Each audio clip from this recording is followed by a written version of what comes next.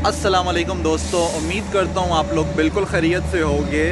इस वीडियो के अंदर हम बात करने जा रहे हैं कि किस तरीके से आप 100% या 99% जो है वो अपना शेंजन वीज़ा गेट कर सकते हैं with in 5 to 6 months, like zero से स्टार्ट करके। और अगर आपकी बिल्कुल प्रिपरेशन नहीं है, बिल्कुल कोई डॉक्यूमेंट्स नहीं है, तो किस तरीके से आप गेट कर सकते हैं इस वीडियो के अंदर हम डिटेल से बताने वाले हैं। आई होप कि आप वीडियो को ज़रूर पसंद करेंगे। मैं सिर्फ आपसे एक ही रिक्वेस्ट करूंगा, वो ये कि आप वीडियो को एंड तक देखें ताकि आपको तमाम जो बेबी स्टेप्स हैं उनका क्लियरली आइडिया हो जाए और उसके मुताबिक जो है वो अगर आप अमल करते हैं तो आपको सक्सेस मिलेगी।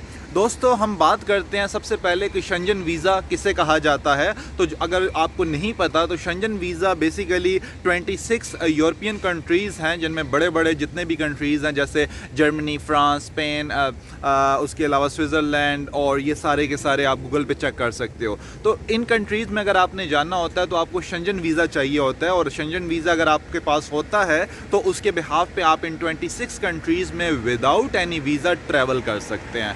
दोस्तों, अब बात करते हैं कि शेंजन वीज़ा किस तरीके से हम 100% या 99% गेट कर सकते हैं। तो उसमें जो आपके लिए सबसे इंपॉर्टेंट चीज़ है वो है आपका सोर्स ऑफ इनकम। आपका सोर्स ऑफ इनकम क्या है? अगर आप बिज़नेस करते हैं तो आपके पास बिज़नेस के डॉक्यूमेंट्स होने चाहिए।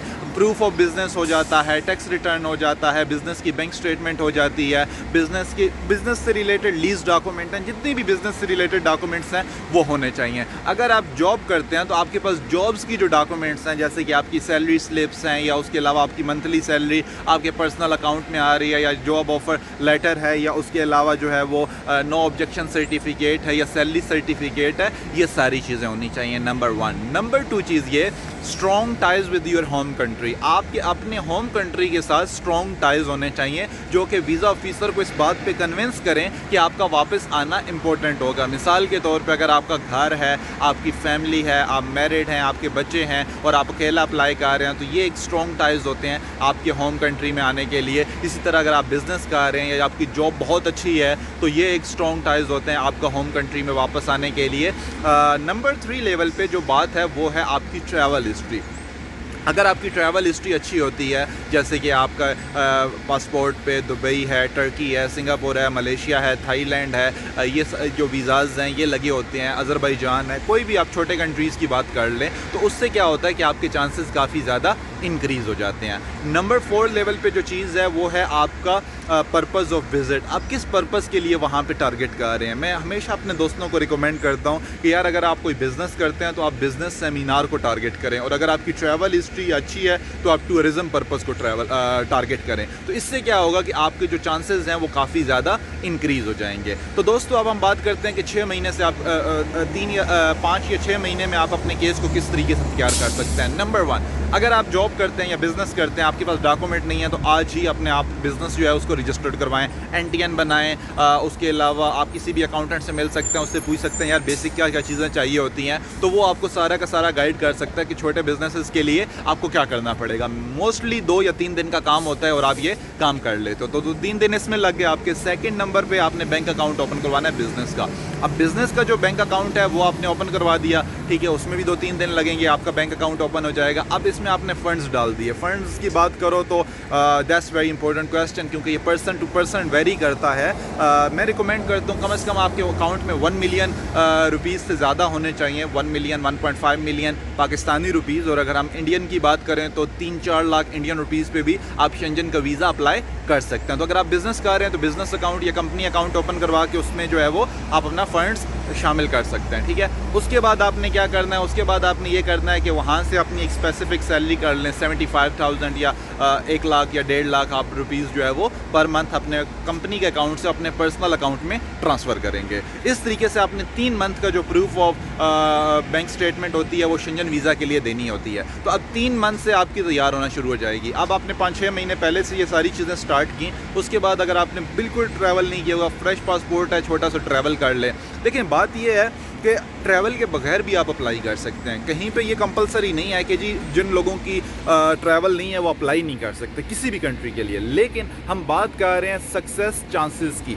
अगर आप ऐसी फ्रेश पासपोर्ट पे अप्लाई करते हैं, बाकी सारी चीज़ें ओके हैं, हम कह सकते हैं आपके केस में 80% चांसेस हैं सक्सेस मिलने के। लेकिन अगर आपकी 3 या 5 कंट्रीज़ की ट्रैवल हिस्ट्री होती है तो हम कह सकते हैं 90% चांसेस हैं आपको सक्सेस मिलने के। तो बात करने का मकसद है कि जैसे जैसे आपकी ट्रैवल हिस्ट्री इंक्रीज़ होती जाती है, आपके जो चांसेस हैं वो इंक्रीज़ होते जाते हैं। अब हम बात करते हैं कि जी शेंजन कंट्रीज़ के अंदर जो है वो किस कंट्री को अप्लाई करें। ये बहुत ही इंपॉर्टेंट क्वेश्चन है जिसमें हर पर्सन की अपनी राय होगी और मैं हर पर्सन की राय से की रिस्पेक्ट करता हूँ। कुछ लोग आपको बोलेंगे उन छोटे कंट्रीज़ को टारगेट करो जहाँ पे ज़्यादातर लोग नहीं जाते, तो क्योंकि उनकी सक्सेस रेशो जो है वो ज़्यादा होगी, जैसे कि फिनलैंड है, नेदरलैंड है, ये जो छोटे कंट्रीज़ हैं, ठीक है, इनमें वीज़ा आसानी से मिल जाता है। कुछ लोग आपको रिकमेंड करेंगे कि यार ऐसे तमाम कंट्रीज़ जहाँ पे ज़्यादा ट्रैवलर्स जाते हैं, जैसे कि फ्रांस है, स्पेन है, स्विट्ज़रलैंड है,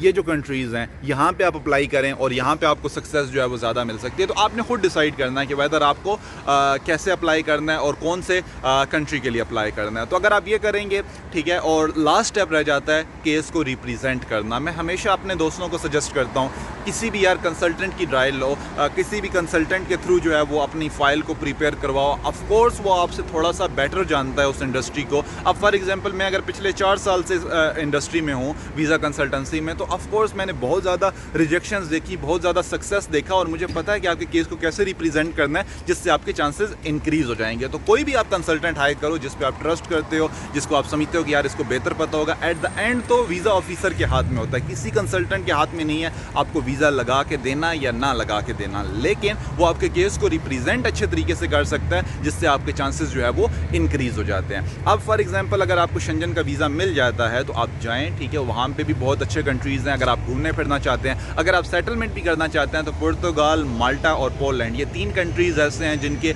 मुख्तलिफ ईजीएस्ट वर्क परमिट के और दूसरे तीसरे प्लान्स आते रहते हैं। अब आपने करना क्या है, वहाँ पर जब आप जाएंगे किसी भी लोकल कंसल्टेंट से मिल सकते हैं और उससे जो है वो इंफॉर्मेशन ले सकते हैं, ठीक है, और वो आपको गाइड कर सकता है कि आपके लिए क्या चीज़ हो गया है। लेकिन अगर आप लाइक ओरिजिनल विजिटर वीज़ा पे वहाँ पहुँच जाते हैं तो आपके लिए बहुत ज़्यादा आसानी हो जाती है उसको वर्क परमिट में कन्वर्ट करने में या बाकी सारे ऑप्शंस में कन्वर्ट करने में। तो आप फॉर एग्जांपल अगर आप वहाँ पे पहुँच गए हैं और वहाँ पे आपको वर्क परमिट वगैरह मिल गया तो अभी भी आपने रुकना नहीं है। आपने अपना टारगेट जो है वो बड़े कंट्रीज़ का, जैसे कि ऑस्ट्रेलिया है, कनाडा है, न्यूजीलैंड है और ये हैं यूके है, उसके अलावा हमारे पास यूएस आ जाता है। ये सारे जो बड़े कंट्रीज़ हैं इसका आपने टारगेट बनाना है। लेकिन यूरोप से बिलीव मी वीज़ा मिलना आराम से, आपके बस बेसिक डॉक्यूमेंट्स पूरे हों आपको आराम से वीज़ा जो है वो मिल जाता है। और अगर नहीं भी मिलता तो फिर भी आप वहाँ 5 साल गुजरते तो आपके पासपोर्ट मिल जाएगा जिसके ऊपर ये कंट्रीज़ के वीज़ाज़ फ्री हैं, आपको वीज़ा चाहिए ही नहीं। सो बाय द वे दोस्तों, अगर आप ज़ीरो पे हैं, मेरे ख्याल में शेंजन जाना एक आपके लिए बेस्ट डिसीजन हो सकता है और बिलीव मी आपके पूरे के पूरे ख़ानदान की लाइफ को चेंज करके रख सकता है। नीचे मुझे कमेंट्स में बताएं आपको इसके अलावा और कौन सी चीज़ अच्छी लगती है जो कि वीज़ा सक्सेस में आपको इंक्रीज़ कर सकती है चांसेस को, ताकि जो बाकी दोस्त देख रहे हैं उनकी हेल्प हो जाए। Thank you so much.